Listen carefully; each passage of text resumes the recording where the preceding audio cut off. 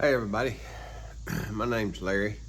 If you like these videos I do, please like, share, and subscribe. I want to talk to you a little bit today about work versus sports. Again, if you've watched some of my videos before, my dad had a 70-acre farm, which his dad helped him acquire and pay for, and wasn't easy. And we would work on the farm, and I guess me and my two brothers, we would complain that we were having to work too hard sometimes. It didn't matter to Daddy. He just said, keep on trucking, boys, and we did.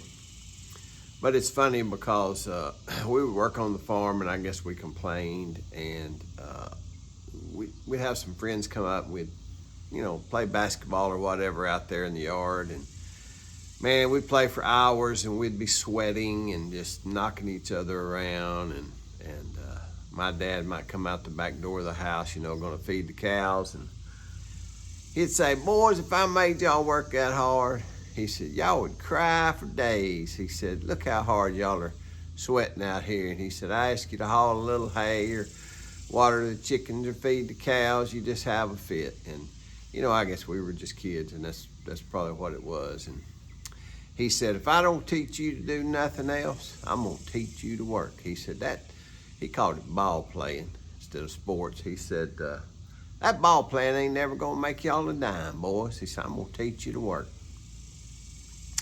And first of all, at this point of this video, let me say, I am glad he did teach us to work. Like I said, I got two brothers, nobody wound up in jail. We don't steal or thieve and we're not mean people. So we had a good upbringing, and Daddy did teach us to work, as well as Mom. But back in that day,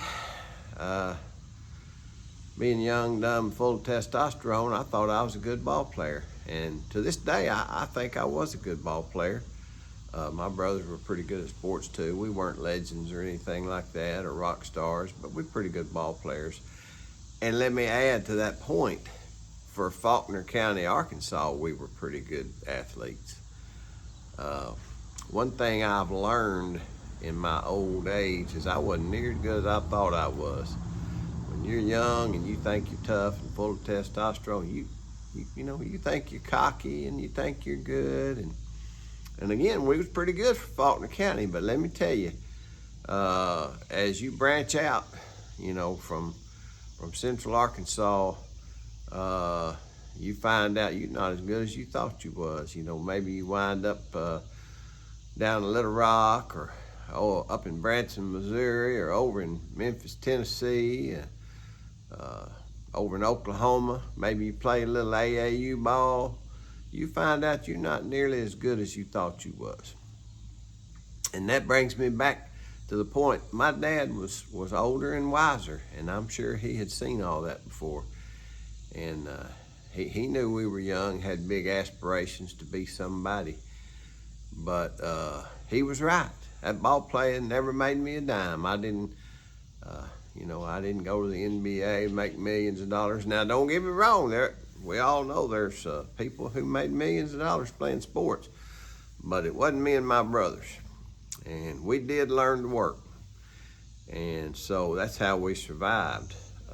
I got out there and got me a job, worked 70, 80 hours a week when I was young, and made a little money. And one of the things I wish I had done sooner, I didn't think I was able, but I probably was able, is I should have started investing sooner.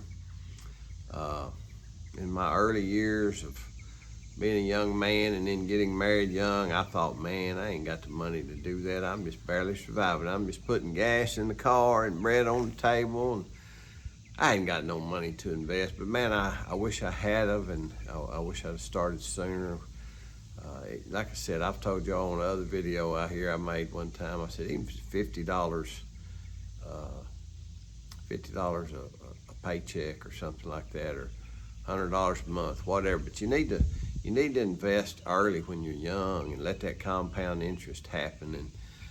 And one of the things I was skittish about or scared about was the first time I had a little dab of money in the stock market, and we had a big drop.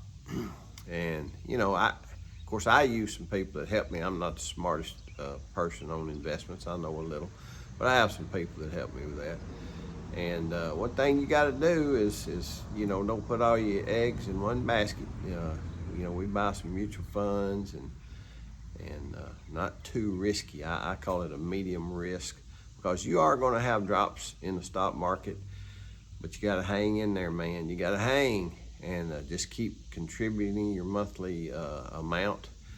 And if you look at the history of the stock market, it's gone down, it's come back up. They've had wars and it went down, and then they come up out of the war and it would jump up, and people have made money.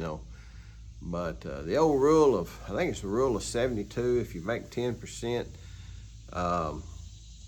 your money doubles every 7.2 years. So what's the moral of this story? You say, man, you're rambling. What's the moral? Well, the moral to the story is most people don't make it to the NBA or the NFL. The biggest majority of people don't make it big. I didn't make it big. I'm just no homeboy out here working. But what you got to do is work hard, be dedicated, find you a good partner in life, somebody that's going to work with you and help you save. You can't go crazy and go on big outlandish cruises and vacations every dadgum year, man. I mean, take a break every once in a while, save you some money.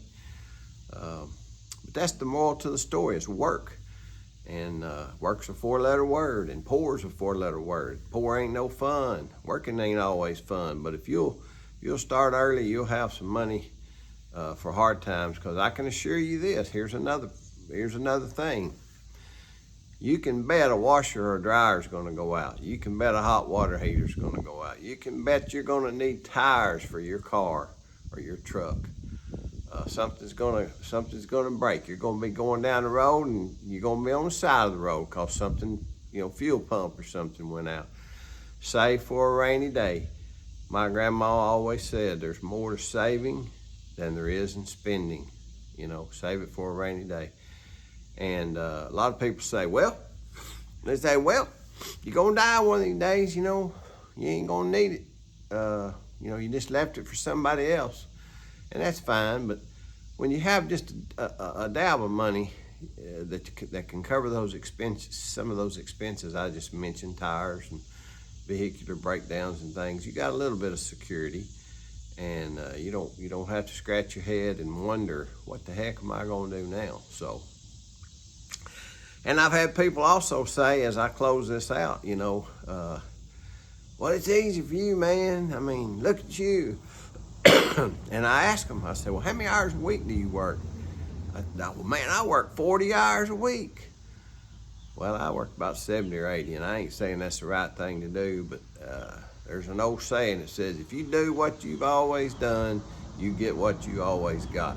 So if you keep working them 40 hours and that's it, and you're just barely scraping by on 40 hours, 10 years from now, you're going to be barely scraping by too. Get out there and hook up, work, make some money, save some money. Unfortunately, that's the life that a lot of us live. That's what it is. And you can still have fun. You can still go on some vacations or a cruise every now and then, but you need to plan it, save for it. And, that's my 2 cents for the day. And y'all might all think I'm crazy, but I'm 65 now. I've learned a few things, and hopefully some of that will help you if you would adhere to it. If you just blow off good advice, like I said, 10 years from now, you might be in the same boat. I hope y'all have a good day. I say all those things in the effort to try to share my story and help you. And again, if you like this, like, share, and subscribe. Have a good day.